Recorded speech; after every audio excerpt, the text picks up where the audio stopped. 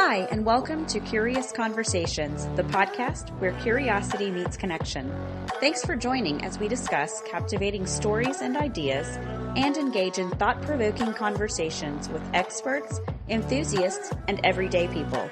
We hope to ignite a curious spirit as we embark on a quest for understanding, one curious conversation at a time. So let's jump in this together. Welcome to the world of Curious Conversations.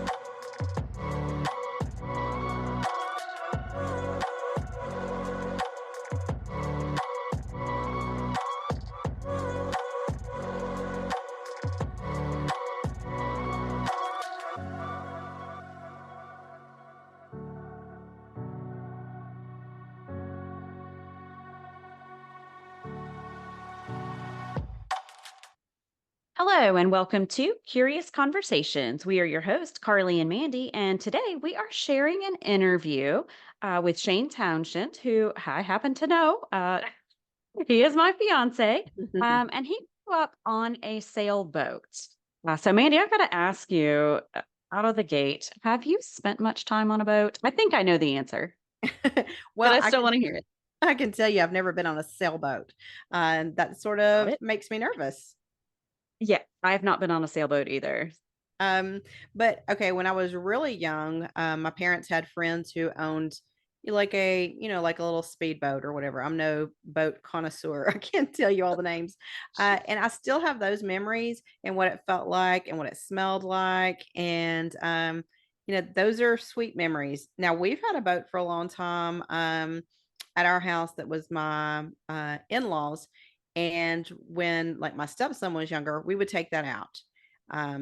But it's not been in working condition in quite a while.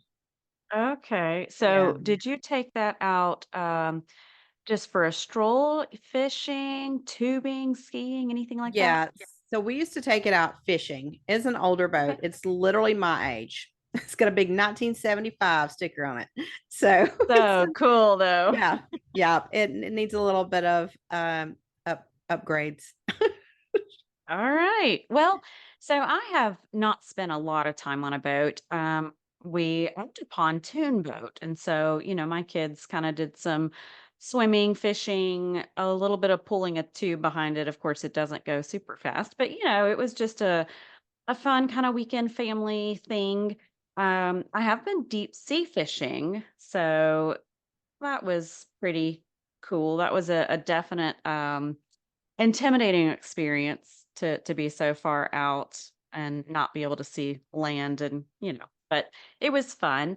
But I've always wanted to travel on a boat.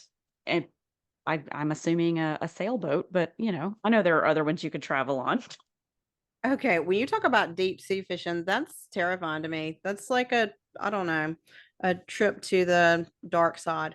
I do not want to be stuck out like that, and I don't think I have it in me to pull up any large fish. I don't know that that's the thing for me, but it's impressive when you see what people bring in. Did you get something?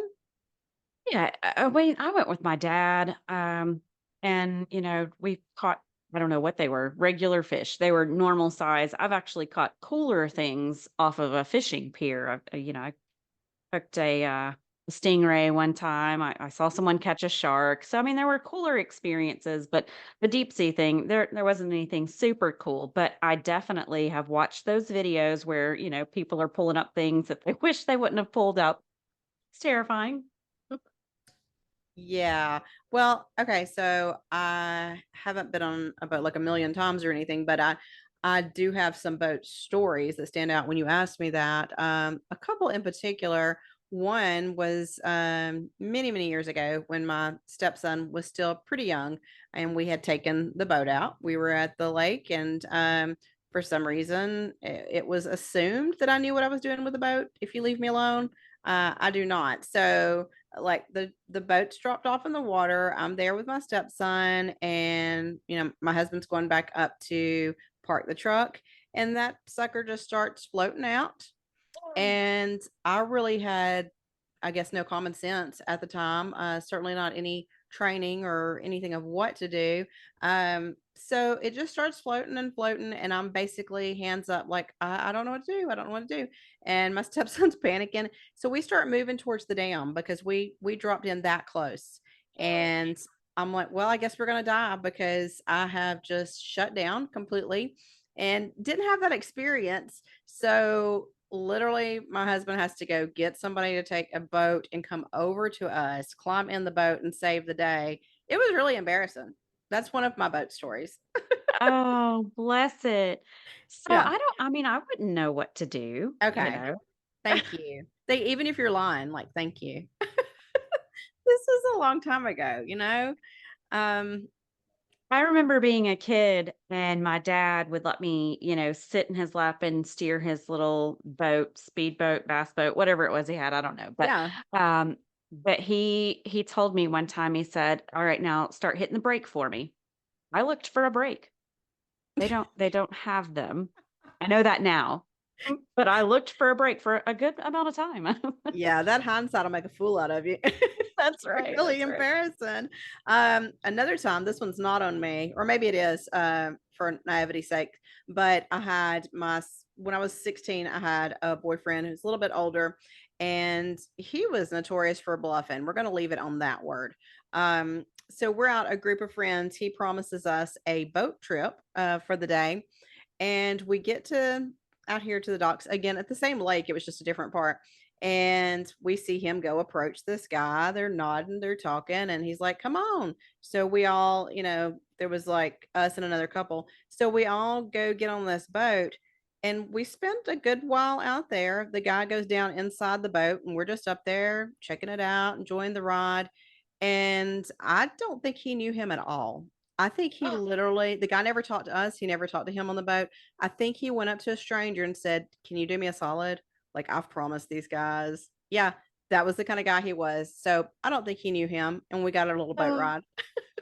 oh my gosh. Hindsight. Yeah. Wow. Yeah. Yeah. It was funny. Well, one day I want to travel on a boat, and I'm thinking more of like I want to start with kind of marina hopping and just checking out different beaches along the coast of Florida. But I definitely want to island hop in the Bahamas. And so, I don't know. From there, no idea. Um, but we're going to talk more about boats and water, and we're going to get to our interview. But before we dive in, we want to share with you this week's curious dish. So this is part of our show where we dish about the most curious thing that we have seen this week. Mandy, what do you got for us? Okay, so I'm always sifting through the things of the week because there's, I tend to come across some sort of weird, but this actually had me thinking, taking it a little bit back. So it isn't current day news, but I was thinking about the strange things you can find at the water, like whether that's the ocean, the lake. Have you ever found anything weird at the water? Because I have. Okay, yes. You I have? like the way Okay. you're going. Yeah, keep going. Well, okay. Probably one thing I thought was very strange was I found a puffer fish. And yeah, it was dead, but Sure. it was just like you're walking along and then there's a puffer fish. And I thought that was very, very cool. I was a kid. I was impressed. So was it puffed? It was puffed. It was puffed out for me. It was.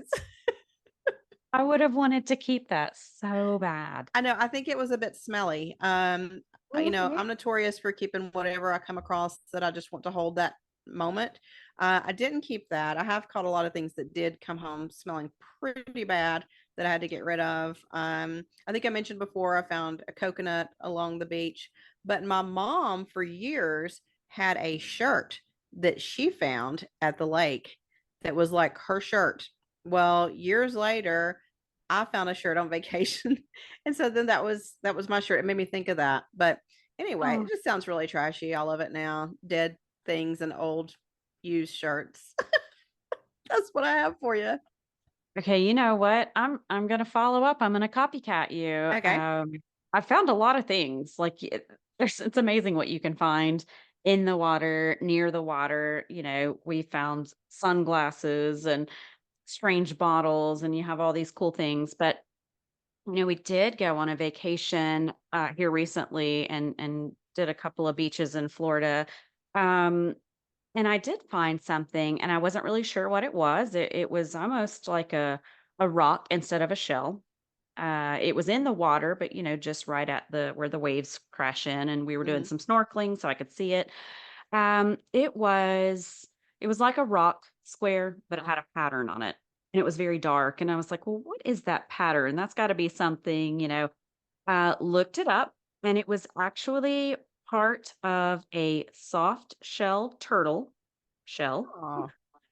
But we looked at how dark it was, and it looks like it's about 5,000 years old. What? Yeah, it's fossilized. It was the coolest thing, and I just thought, "Man, I found something awesome." I looked online, and a lot of people have them.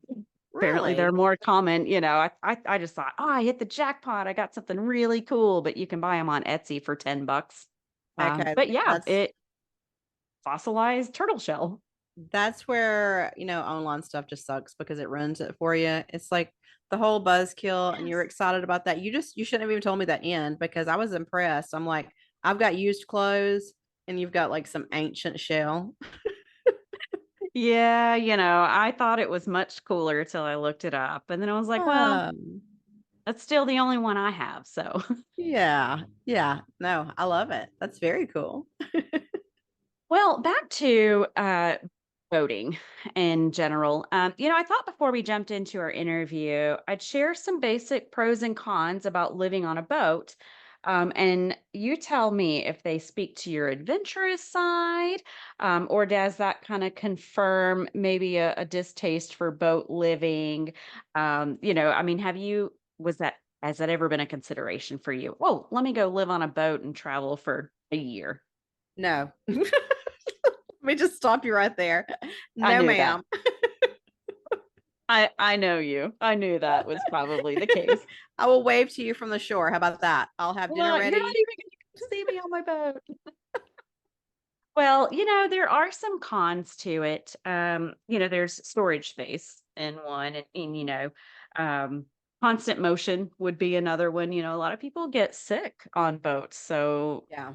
if you're on one and you've sailed out to, the middle of the ocean, you're stuck. You're stuck there in that constant motion. Boats are also very high maintenance. They cost a lot. The maintenance on them is not cheap. And then you are at the mercy of the weather. We watched some people on YouTube and it was like they were sailing into Grenada. We just had the hurricane that went through there and tore up the place. You're at the mercy of whatever the weather is doing. And there's a lot of preparations you can take, but still, it's a little terrifying. Yeah, it's too much for me.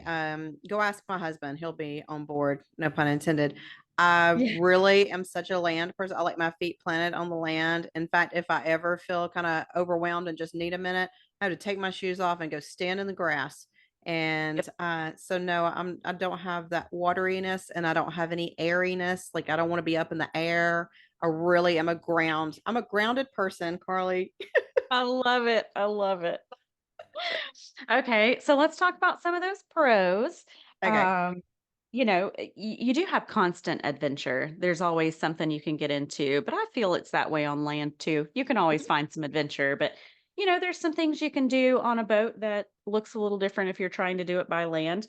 There's also some simplicity to it, which I think is what draws me so much. Think tiny house movement or minimalism, but not just with your stuff. There's your time, your efforts are curved greatly when you're on a boat and you don't have all of the things that you can commit to.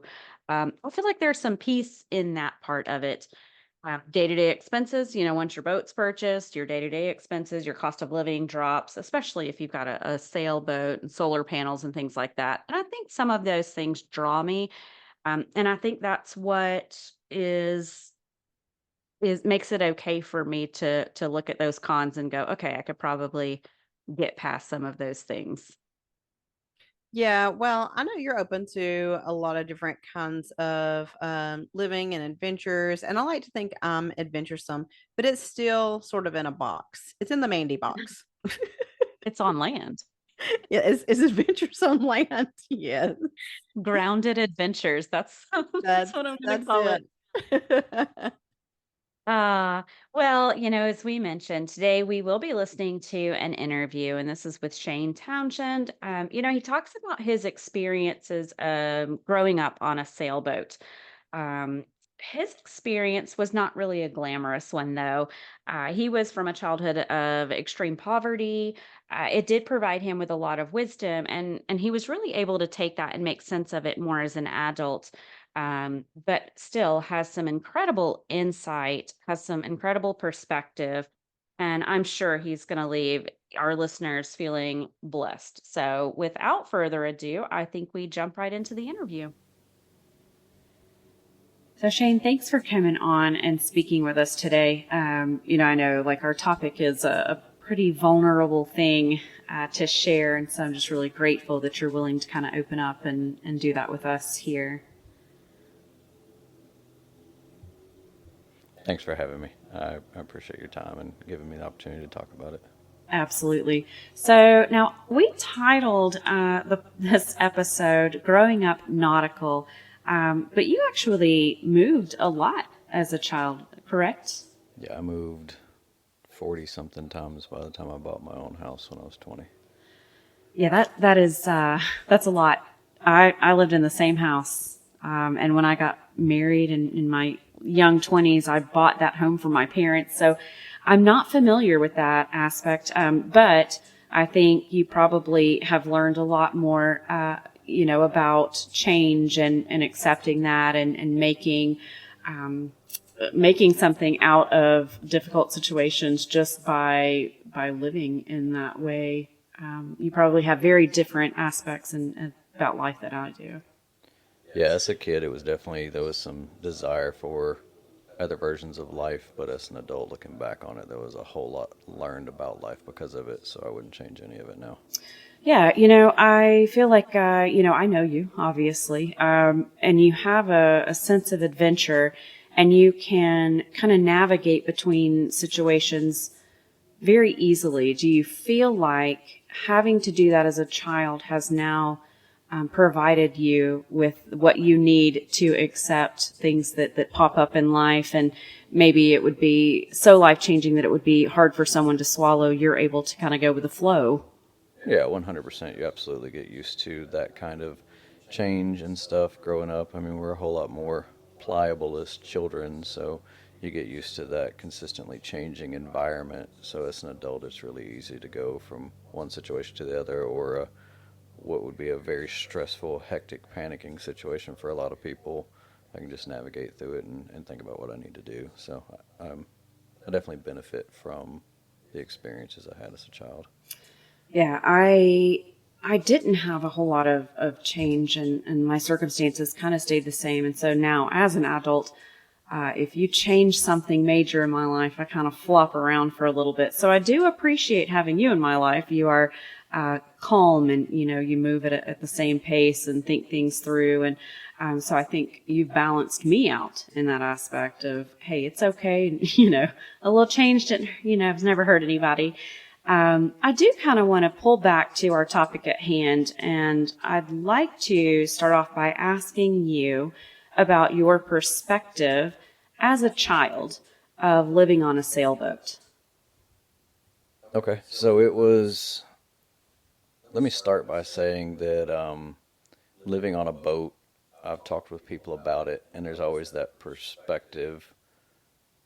No offense to anybody, it's just life, a narrow perspective because they haven't experienced it. So it's kind of like if you lived on a boat and someone was like, oh, I lived on land. Well, there's a whole lot of different versions of it. If you live in an apartment or a house, those are different experiences, but they're both still on land. So a boat can be a lot of the same thing. I lived on a few different sailboats throughout my childhood, and a lot of people hear that and think it's a very luxurious thing. It was definitely an adventurous thing and a whole lot of fun for a young boy. But I definitely lived in poverty while living on those boats. It wasn't a financially glorious experience. Yeah, as soon as I hear a sailboat, I'm imagining, glamorous and a multi-million-dollar yacht or something. I know different, having heard your stories and been around you, but I know that there's got to be a lot of adventure in that, especially as a boy. And you had a brother that was on that boat with you. Tell us about that. What were some of those adventures? Some of those things that maybe other kids that were landlocked didn't experience. All right. So you're correct. I had an older brother that lived on the boat with me. He's just a few years older than me. And then I also have another brother that's 20 something years older than me that lived on a separate boat of his own. So he was around and he would come pick me up and take me on adventures and stuff too. But yeah, it was a different experience. So I didn't have the day-to-day school life and stuff. Part of the way I was raised, I was actually pulled out of school. I didn't go to school for about 3.5, 4 years of my childhood. So it was just kind of day-to-day adventure. Me and my brother exploring and fishing and checking out new places. I had day-to-day experiences that seemed like normal life to me that looking back on and talking to other people I realized were pretty crazy. Like my dog got bit by a shark. I don't know anybody else in life that had a dog that got bit by a No, shark. I don't think anyone else can say that. So I had a dog that he had a bad habit. We would go into town and do stuff, and we would leave him on a boat. Well, he would jump overboard and swim in. And he had done that one day, and we were in an anchorage, so there's other boats around and stuff, and you get to know people and everything. So there was another guy on the dock that seen the dog jump, and he's kind of just sitting there watching. He was gonna let it come in and then take care of it till we get back. He knew the dog did it often, and he said the dog's just swimming along, and all of a sudden it got yanked down underwater and disappeared for a second, and then it come up and looked real confused, and then it swam back to the boat, and then it finally swam in, and the shark. He had a couple lacerations on its leg, and it actually pulled the dog underwater so hard it dislocated its hip. Wow. But just from walking around and stuff, by the time we got back, its hip had went back in place, and we bandaged the wound up and everything. But that poor dog sat on the deck of the boat for like a week at night and just stared at the water like, what happened? Oh, I had no idea. Yeah, so that's my biggest fear. I don't want to be snatched underwater by a shark. So, yeah. So I think that would give a little bit of an opportunity to get in trouble as a child. Oh yeah, yeah, yeah, lots of it. Yeah. So we were feral children. Yeah. So I lived, most of our time was spent around Fort Pierce, Florida. And in the early 90s, Fort Pierce, Florida was a very rough place. So we were absolutely, me and my brother, we were each other's keeper. We were to watch for each other and everything. But there wasn't a lot of oversight. We ran all over the place by ourselves all the time. I can tell countless crazy stories about that and things we got into. But the dramatic stuff aside, it was just, as a young boy, it was just constant adventure, and it absolutely ingrained a desire and a love for adventure in me, which has been echoed through my adult life and jobs I've had and things like that. But just cool experiences. I think the last boat I lived on was like a 34-foot trimaran, 3-hull sailboat, and give you a little insight of it. It had no power, no water, nothing like that. It was a hull that we lived in that could move around. I think my dad paid like $500 for it, but we would still take it and go do things. And so like one time my dad was really good about respecting what his two sons felt in a moment. Mm. So we were traveling on a boat one time, and it was late in the evening, and we were going to be passing an inlet to get back to where we needed to be, and the tide was going out. And this particular inlet, the current was very strong that would pull through this inlet. So we're on a 34-foot, 20-something foot wide trimaran with this little bitty outboard engine moving it. The same outboard engine, I had just pulled a rope on it to try to start, and it hung up and yanked back and snatched me overboard Wow. with us in full sail. So now I'm like dragging behind the boat holding on to it. And my dad looks back at me and goes, "Hold on for a minute." Tells my brother to come over and get the wheel, and then comes back there and helps pull me back in the boat. Right. But so in that situation, though, after dealing with that with the engine, we were trying to get the engine started to give us a little more power to get past the inlet. Me as a kid, I was uncomfortable. So I expressed to my dad, "Hey, I'm worried that we're not gonna be able to beat the tide, and it's gonna pull us out into the ocean." Mm. So he didn't even chance it. He respected my concern and told my brother what was going on, and we got closer over to the side of the intercoastal waterway that we were on, and my brother threw a rope out and lassoed onto a piling of a nearby dock, and we slowed down and we stopped and we stayed right there tied up to the end of this dock for a few hours until the tide subsided, and then we continued on our way. My dad didn't have to do that, Right. but doing that gave me a whole lot of confidence in what I think and how I process things. So Yeah, your dad just sounds like an incredible man. And you were provided with opportunities. I know you didn't go to school like other children did, but you had opportunities to learn things that have now served you into adulthood. You're probably one of the smartest people that I know. well, thanks. Yeah. I can't help it. You haven't met many people. You're very smart, but you have taught yourself your book learnings, but you have life experience like no one else, and I'm sure a lot of that comes from the opportunity to learn in a way that most kids don't get to, being locked into a classroom. Yeah, I think it was a lot of that, and not only the environment I was in, but the men I was around. Mm. So again, me and my brother were allowed to be free and do things, but also, so for example, my dad had had a lot of friends in the boating industry, but he had a friend that owned a tugboat business. We had some really cool experiences I can go into with that, with like setting up firework displays and stuff. Oh, But cool. but as a kid, I was at 8 years old. I got to drive a tugboat with a 1,300-foot barge in front of it and navigate through a bridgeway. Granted, That's this gentleman was right there next to me telling me what I need to do and everything. But those kind of experiences as a kid makes you realize, oh, I can do things. right. A confidence booster. Yeah, absolutely. Wow. So, for those that are not familiar with the life of living nautical, you talk about, you mentioned the word anchorage. I know there are boat yards, docks, those types of things. You're not talking, you weren't in the middle of the ocean living in a boat that's sailing, how many ever knots. That wasn't your lifestyle.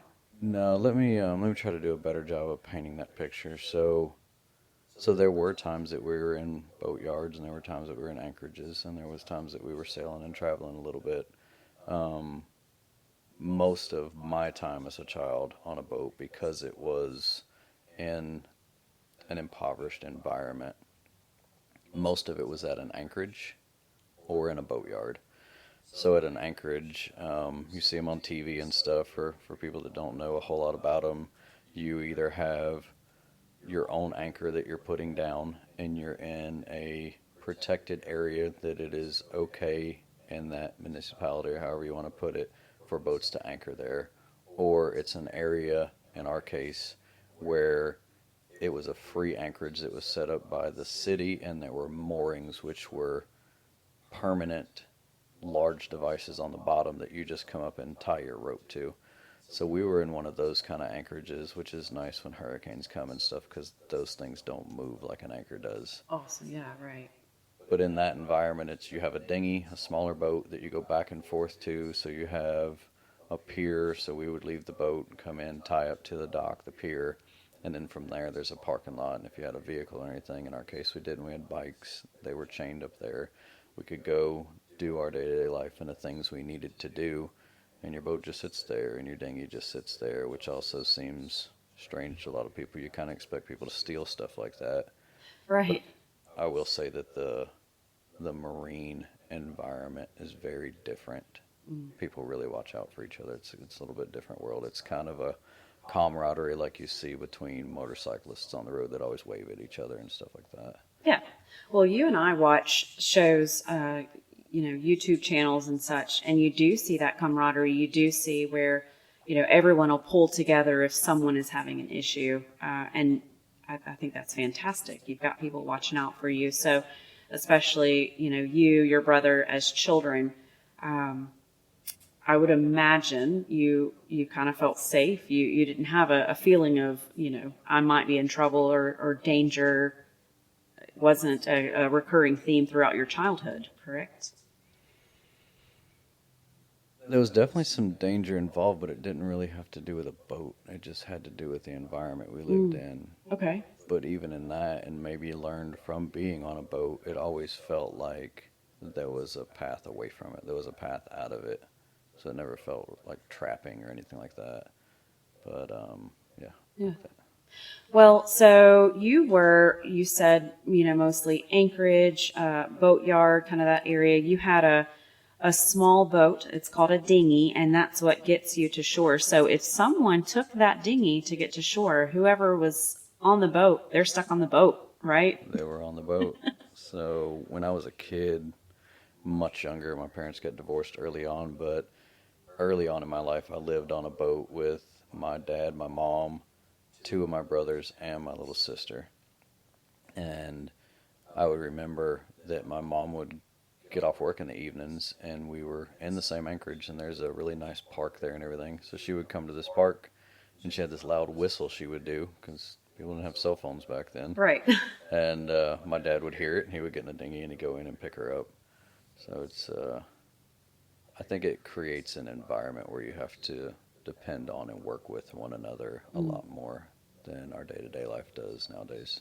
Well, and then the space on a boat, you're talking, I mean, the size of a camper, a large camper, would you say? Yeah, I would say so. Definitely on the boats we lived on. Obviously, there's a big difference between a 34-foot sailboat and an 80-foot yacht. But Right, right, sure. So, I mean, that closeness, I think, would help with family bonds, or, you might just kill each other. I don't know. a little bit of both. Yeah. So, you said no electricity, no running water. You didn't have TV. You're not playing a Game Boy. What did your day look like? How did you entertain yourself? Mm. Just a typical day. Okay, typical day. I always had a dog. My dog was my best friend growing up. Mm. No matter what, went through a bunch of them. It was playing with my dog, fishing off the boat.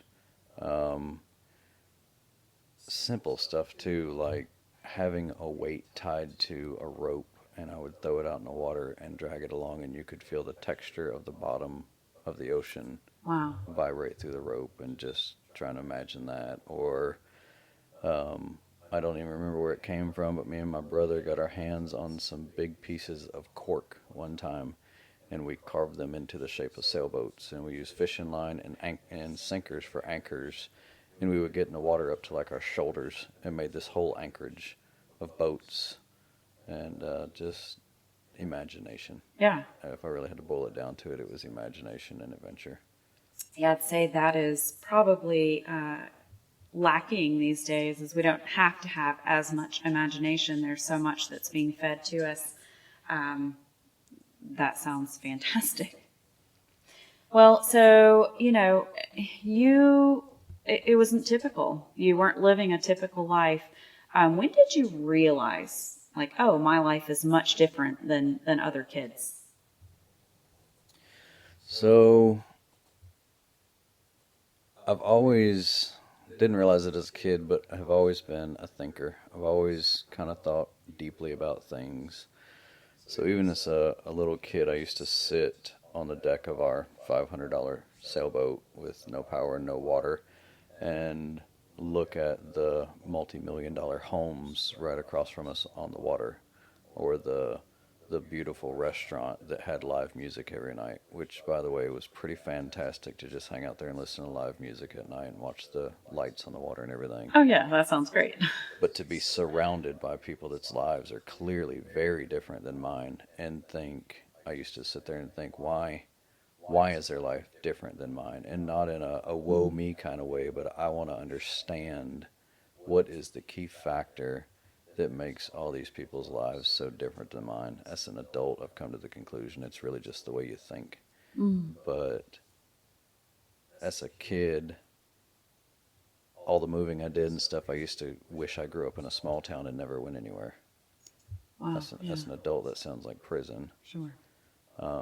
As a kid, I wanted normal life, but as I got a little bit older, moved off the boat, moved in with my mom, started going to school and everything, I realized that was vastly unfulfilling after being used to just finding crazy sea life all the time. And me and my brother caught everything that moved. We would literally go around on adventures all day long, turning stuff over and digging in the ocean and digging in rocks and everything, trying to catching snakes and just all kind of crazy stuff. So to go from just that textile experiencing life to what I thought I wanted and normal life felt like a prison, which turned into a 30 something year journey as an adult to really understand what is it about life that you actually want, because you can see other people enjoying things, Right. but then realize that if you achieve that exact same thing, it doesn't mean the same to you. Absolutely. So, Well, so I know you as an adult, you do not swim downstream. I mean, it's you're very different in what you accept as your reality. You don't work a typical job. You work harder than anybody I know, but you and I are investors and looking to we flip properties. You're in the stock market. You do things. You don't have a typical work day. You're not sitting in an office by 9 a.m. thank God. Yeah. Yeah. I have found so much adventure in a life with you in the way you do things. Do you kind of attribute that to the freedoms that you had as a child? 100%. I guess to get a little philosophical with it, Mm-hmm. I think that it does, especially a boy, a young man, a lot of good to not be raised in a sterile environment. I absolutely contribute my willingness to jump in the deep end, my willingness to not test the waters and just move forward and navigate it. And if it turns into a fire, well, I know how to make a fire extinguisher, to just navigate it through it because of those experiences. And I'm willing to push into stuff like that also because I was taught to follow what's real to me. Right. And I think a lot, especially in today's world, we get young men that are told to silence that, to keep that quiet. So then they become adults and in adulthood and they're just unhappy. Because they're so disconnected from what would probably set them free and make them really alive, because that's the environment they were raised in and that's what they were taught. And I'm not trying to down anybody that's raised in a normal environment, anybody that does a normal daily life. I think that's very normal, and there are absolutely millions of people in the world that are very happy doing that. Sure. I'm only talking about the ones that in their heart aren't happy doing it, but they were kind of forced into that realm and they don't understand anything else. So, I'm gonna pull us off topic for a second and chase what you just said. You have men who feel unfulfilled. They're stuck in a day-to-day grind. And I mean, it's all they know because that's how they were raised and there's nothing wrong with it. But there's some need for adventure or what would your advice be to that man that's struggling, going, gosh, I don't mind doing my day to day. It provides for my family, but at the same time, there's something missing. I guess number one would be to caution not to believe the lie. And what I mean by that is, especially if you're a man that has a family and everything, that is your adventure. That is your responsibility. So don't believe the lie. I think most men end up in a unfaithful environment because of the thrill of it. Sure. So don't believe the lie that false thrill is what is going to bring you alive. It's only going to kill you more because you sacrificed your morals to do it. Wow. Yeah. So find that thing that brings you joy and adventure. And I've been in those shoes. I've been the guy that I did the daily job and wife and kids and all that, and felt very stuck. Mm-hmm. But to honor it, because I had kids that I was responsible for. So once you're in that environment, it is absolutely a slow build to work your way out of it. Sure. But all you got to do is understand what it is you want to do, and then just a little piece at a time, even if all that is reading some books and starting to understand things, so that when your moment arrives, mentally you're prepared for it. You have the literary knowledge that you can start applying wisdom to. We did an episode not too long ago we did a pick 3 episode where we talked about books. Can you tell me your top 3? What are your 3 go-to books? Oh wow. I guess number 1 would be Rich Dad Poor Dad. Mm-hmm. That was one of the biggest paradigm shifts I've ever experienced in life.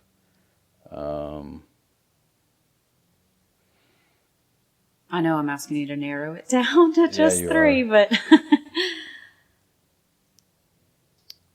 Oh, you really put me on the spot with that. I sure did. Think and Grow Rich by, I believe it's Napoleon Hill. Yep. And I'm just going to throw this one up there because I read it recently, and I'm really big on, I love hearing other people's life experiences intimately. I don't like when people church it up and try to make it Instagram worthy. Mm-hmm. I want to know what you really went through and to be raw and clear about it. And I think Matthew McConaughey did that very well in his book Green Lights. So I'd have to throw that one up there. I'm a big Matthew McConaughey fan, just as a human being. But I think to see what he went through in life that would have turned most people into a victim, and he's still a victor, and he's still a very successful, caring human being. So I love books like that. Well, I just found out today that he reads his own audiobook, so that's interesting. Yeah, I kind of want to hear it in his own voice. It just adds a whole new dynamic to it. Yeah, I can read it and I'll hear his voice because it's so prevalent. It really stands out, but I think that would be pretty fantastic. So back to boat life. Did you have a lot of friends growing up? And if you did you spend time at their house? Did they come onto the boat with you? So I guess I would say that can be definitely one of the more challenging things of being in an environment that is constantly moving, even if you're not. Mm. So we didn't move a lot because of the lack of funds, but I met a lot of kids that were just various different religions, different perspectives, different countries of origin. Wow. That would come into the anchorage, and I would get to hang out with them for a week, 2 weeks, 3 weeks, and they would move on. Right. So it would be very different. I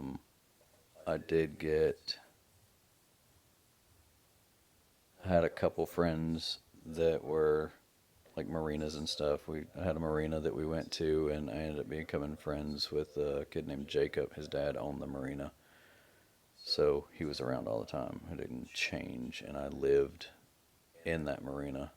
I really don't know how long, but a long portion of my childhood.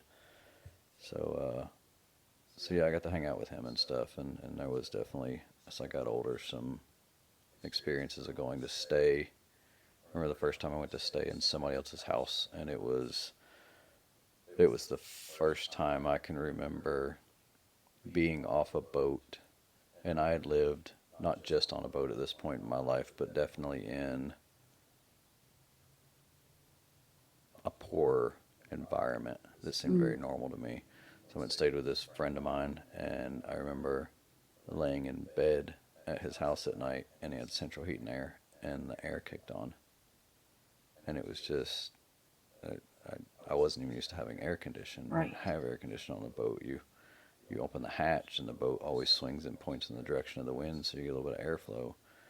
but as sad as I guess this can sound, still to this day, the sound of air coming out of an air vent is very comforting to me. Mm. So I will say that there were absolutely things that were lacking experience wise in my life. I don't think that my experience as a child was greater or superior to anybody else's. I think you can take anybody and their childhood growing up, their life is going to be lacking because there's just too much in the world to experience. But to step out of one reality into the other, of being at a nice house, nicely furnished with TVs on and electricity and plumbing and all that stuff, was a shocking experience. Mm. Um, it definitely made me very introverted for a while to try to understand it. Mm. I felt out of place and like I shouldn't be there. So, I will look back at my childhood, which I actually thought we were really poor growing up. I laugh at you about that from time to time. I look back now and realize, no, we were just pretty normal, middle class, it was, but we didn't have a pool. So I just thought, well, we are broke. I now look back and wish that I would have understood a little better. I wish I would have had more of a perspective on it. And, that's things you pick up on when you step into adulthood versus being a child. But did you ever feel any amount of shame or, would you have called yourself living in poverty, or was it just hey, this is just different ways that people live? Different seasons of life had different perspectives. Without getting too dark about it, I don't mind talking about it, but I think it can be pretty heavy for some people. I think I have to speak about the level of poverty that I lived in. Mm-hmm. So the last time I lived on a boat, it was me, my brother, and my dad, and I went 3.5 years ish, somewhere around there, eating roughly most of the time 1 meal a day. That we rode our bicycles to a different church in a different neighborhood. Sometimes these were long rides, so you've burnt up most of the calories you've got. Right. I was 60 pounds when I was 12 years old. Wow. 11, 12 years old. Yeah. So extreme poverty. I didn't own a pair of shoes. Mm. I was barefoot everywhere I went. I mean, my brother's feet got so callous we could just walk on stuff and it didn't cut them anymore. So extreme poverty. Right.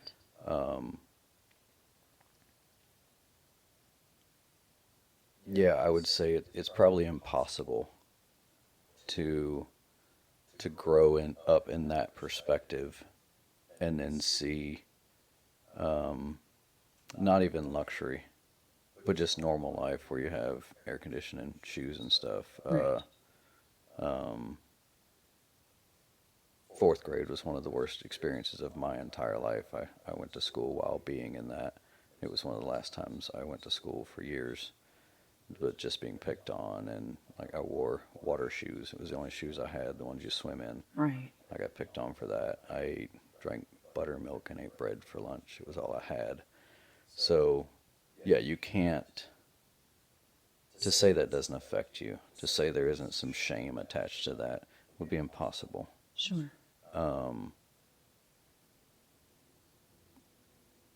That was an experience that started around, I don't know, if I had to guess, probably 7 or 8 years old, and continued until I was probably 28 or so. It took a long time to grow past and grow out of, trying to compensate for that.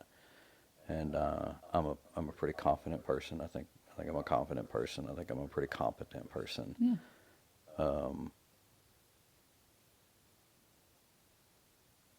Once a mindset like that is concreted in from an experience of that depth, it takes a lot of practice and exercise and the right people in your life to remove that incorrect perspective. Yeah, and you do a lot of that. You're a very deep thinker, and you reflect on things and are constantly and consistently working on who you are and understanding, what you've been through. And I think that speaks volumes. There are just a lot of people who would say, I grew up with not even no air, it's the no running water, no electricity.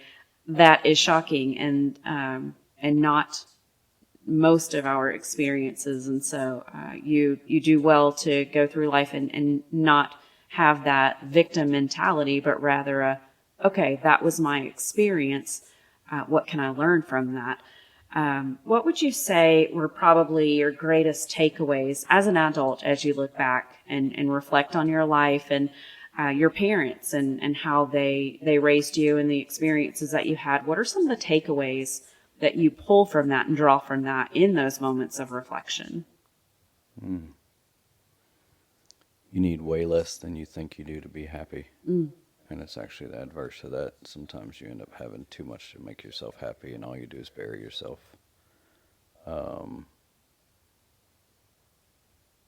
Everybody has a narrative in their head. Everybody has a story they tell themselves. And I think there's a very important line between not lying to yourself. Don't tell yourself a fake story. Right. Be real. But don't lie to yourself either. And don't accept the other lies around you. So I'll give you an example of what I mean. I was illiterate through school. I couldn't read. Couldn't write. Growing older, it made me think. When I was a late teens, started working and stuff, it made me believe that I was stupid. Sure. And then I started experiencing things that made me realize I wasn't. And then I learned to read, and I learned to write, to spell, and everything. Had I held on to that perspective that was ingrained in me only because of my environment, I would never have changed anything in my life. So I think that's probably one of the most important takeaways is be mindful of the narrative, the story you're telling yourself in your head. Sure. Yeah. So I think you're absolutely correct. There's definitely a narrative there, and we have to consistently fight against what we think that is based off of our experiences. And you've just done a fantastic job with that. You don't have you have no harsh feelings towards your dad, say. You only speak positive, kind things about your dad. And I know that, he struggled some with some things, but you have taken and turned that into learning opportunities for yourself and how you raise your children. I wish I could have met your dad. I think that he was a phenomenal human being, and he taught you a lot of things, and he showed you a lot of great kindness and did more good for you than anything else based off of the man that I know now. I think he'd be very proud. Thank you. I think that's really important. I think I could absolutely sit back and blame my earlier experiences as a child and stuff on my parents. But at the end of the day, my parents love me. Right. My dad loved me. My mom's still alive. She still loves me. And I believe that they did the best with what they understood. Sure. And I love both of them. I have no hard feelings toward either one of them. And I think that's very important, because the moment you start trying to attach what you have going on in your life to anyone outside of you, then you let go of responsibility for it. And the moment you let go of responsibility for it, you lose the ability to change it. Absolutely. Yeah, I'm going to have you back on here when you publish your first book that I keep telling you to write. You have a lot of great stories and a lot of great wisdom. So, I hope to have you back on talking about a book one day. We'd love to hear more about the investing world and what that looks like. I think that you're a genuinely, and not just because, you're my guy, but a genuinely interesting person. You've got, your day to day, you go through some routines that um, I think are phenomenal, and you've learned things through the podcasts that you listen to and the books that you've read. Besides this one, what's your favorite podcast? Mm, I would say it's a toss up between the Joe Rogan Experience, Oh, yep. and I definitely lean more into the more intellectual episodes that he has. And another one, I can't remember the name of the guy, but the name of the podcast is Modern Wisdom. He's an English dude. I Yep. like those two a lot. Yeah, I like both of those, and I was introduced to them by you, so thanks for that. Yeah, anything else you'd like to share with us about anything? Yeah, I guess just believe in yourself. Mm, It goes a long ways. Um, be willing to admit that you're wrong and adjust and recalibrate and keep moving forward. beautiful. Thank you very much for giving me the opportunity to talk with you. Absolutely inspirational story, and I'm so grateful to have you on and to be able to share that. So we appreciate you being here. Well, Mandy, I I have heard those stories before. Obviously, though, he has shared those things with me. So I'm very anxious to just kind of see what your thoughts are. Okay, so I didn't expect it to go this way. I was very curious, very interested, but I thought we were having some kind of Tom Sawyer type moment Nah. initially. I thought it was just going to be like fun adventure, and this went deep. Hmm. I have to say that this, yeah, it was like more like a JD Salinger existential meaning of life, like which I love. I love that kind of Right. thing. You know, I not to shortchange Shane. That's a tongue twister. Not that I Yeah. didn't expect him to get into something deep, but this was like I had to take a lot of this stuff in because it meant something to me personally. I have not had those experiences that he talked about exactly, but it touched on some things. It made me think of some things growing up, and it made Sure. me think about life, and it made me think about raising a young man. I have a teenage son, and what all that means. I'm telling you, it went deep for me and emotional. I felt emotional thinking of all these things. And so I'm a lover of all metaphors. And when you talked about, he needs to have a book, I'm Hmm. all for that because, Sure. and I would do it based on this. Like I would take this and make this a book because you've got that kind of core for life lessons, relating it back to that. And I just like it's the second listen for me. I'm I really enjoyed it. Yeah, I have a pretty unique perspective and a kind of a bird's eye view of watching him work through things in life.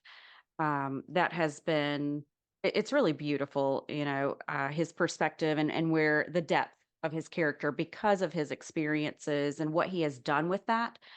Um, I love that he was so willing to share those things because it is heavy and that is personal. And what he has gone through, he has definitely used for good. Hmm. But we have a blended family, and so speaking of your son, my son comes into play there. I have been probably a little more of an overprotective mother of, don't go outside. You could get hurt. Yep.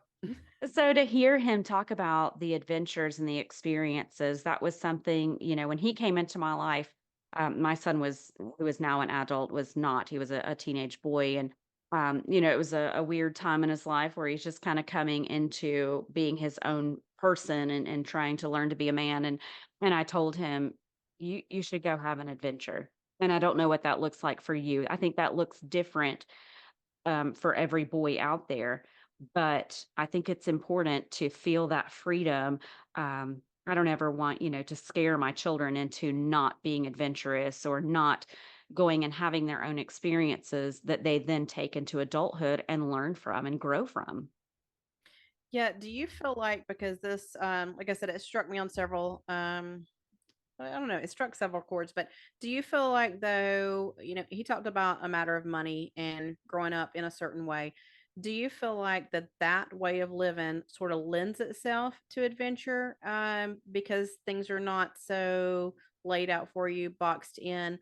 I guess I'm thinking, how do I put any of, because I'm all for the wildness and the adventures and getting back to like our base level of who we are. Do you think that's hard to do these days in our very um I don't know, homogenized lives and just everything sort of manicured? Where do you plug that? Yeah, and I think there's definitely a deficit in fun and adventure for kids. And I think a lot of that, and we've talked before about social media and media in general and the influence that it has on our children and the way we raise our children. Um, I think there is a place for a child to go out and have an adventure, have fun. That is, I'll say, it's a little smothered Mhm. by the media. We think everything's bad. We think there's just a lot of things out there that are going to get us. But also, there's so much more opportunity to stay in your house and feel a thrill through a video game or a YouTube video, a movie. That there's not as much of a desire to go out to feel those feelings. You get those at Yeah. home sitting in front of a TV. So yeah, I definitely think our children are a little bit of a disadvantage. But I think there are things that as parents we can do to provide opportunities for our kids. I think so too. It's just, you know, well, me personally, but I tend to, when I hear something that I know to be truth, and I'm like, I want to figure out where I can put that into play. And it might not be as easy. It's not as simple as that. It's I don't remember being told to come up with something or going outside. I just wandered about and kind of did my thing and was raised a single just me for a long time. And so I made up stuff and nobody directed me in that way. Where I feel like as a parent, I have to say, okay, now's outside time. Now Sure. we're going to the beach. Now we're doing this. And it's all still little nuggets. It's all little squares of fun. I don't know how you impart that freedom. Yeah, absolutely. And even when I sat down and told my children, hey, it's okay to be adventurous, it's okay to go out and do something fun, something that's just different, off the cuff, not what you would normally do. They all looked at me like I was a little bit crazy. It was kind of well, I don't even know what you're talking about. I want my kids to be entrepreneurial. I think that's important. Mhm. Like, uh, you know, figure out how to take something and make something. And so, I decided I'm going to give all of my kids a set amount of money and say, hey, I want you to go do something with it and come back and let me know. Did you use it did you spend it? Was it a selfish thing? Did you use it to help someone else? Or did you use your money to then, create some kind of structure so that you're making money? And that was just to build their confidence in how they handle money. And I think there are little things that we can do with our kids, take them on a hike and just, get them out of the house. I think that's a perfect example. You're talking about you have to say, well, now is outside time. I feel like we do sometimes have to direct our kids in that way, but eventually they're going to pick that up on their own and be like, okay, I can step out a little bit further and a little further. Maybe that's what it is. Maybe they just need a little pushing. Yeah, I love that. What you're saying with the idea with the money. I think that's a great idea because I'm notorious for finding somewhere I think is something that's flawed or it needs improvement and like pointing my finger at it and let's go at this, let's fix this. When I think probably if I step back and look an indirect approach, when you give something a little more broadened of an idea and see where they go with that. And I'll end my comment with this, and I'll have to share with Shane that I'm going to share this interview, this with my son because Mm. let him listen to it, see what he gets out of it. That's the start when you can have that conversation back and, well, what'd you think about that? You don't know Right. what might spark somebody. Mm. Yeah. And I hope that our listeners will do the same. I hope that they will see what they can pull from that, uh, and let us know. Like we want to know, how did it touch you? And did it prompt you to do anything different, or was it just an inspirational listen? And what did that look like? Yeah, absolutely. If you guys have any thoughts on that, something that we didn't think of, something we didn't discuss today, maybe you've surprisingly had a similar situation growing up. That would be really cool to hear about. Maybe you have a different take and it didn't go the same way for you. We want to hear anything that you might have to talk about that's related to this episode. We, as we always say, are very interested in all of the thoughts. Well, listen, don't forget to follow us on Facebook, where we post exclusive content, contests, and so much more. And of course, you can keep up with our episodes through Podbean or wherever you listen to your favorite podcast. And as always, if you have a story that sparks curiosity or you have something that you want us to talk about, just shoot us an email to ourcuriouspodcast@gmail.com. We'll see you next time.